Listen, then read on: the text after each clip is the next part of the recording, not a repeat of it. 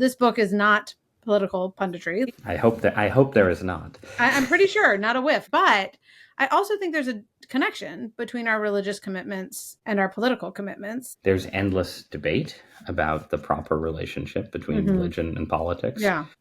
The American model has worked reasonably well. You're not supposed to use the power of the state to impose your specific religious beliefs on other people. And yet at the same time, we have taken for granted religion as a crucial source of motivation for moral and political reform. Martin Luther King, what about the social gospel? What about the abolitionist movement? It's actually very hard to tell a reasonable story, a positive story about American history, if you don't accept that,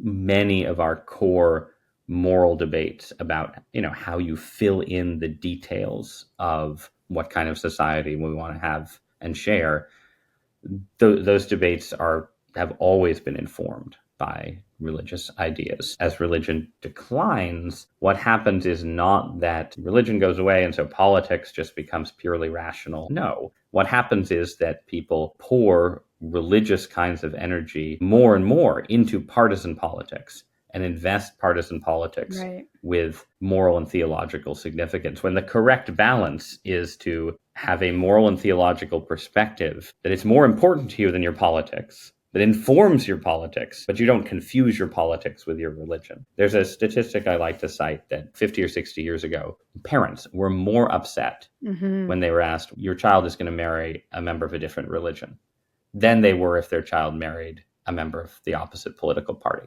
Right. Nowadays, that has switched. People are much more relaxed about the religion of their child's future spouse and much more likely to be anxious or even horrified if their child comes home and says, hey, Dad, I'm marrying a Trump voter or a Harris voter. Right. And I don't think that's a good change in American life. I think it's a change that reflects the weakening of religion. But in that weakening, the substitution of political attachments for attachments and relationships that are better suited to religion.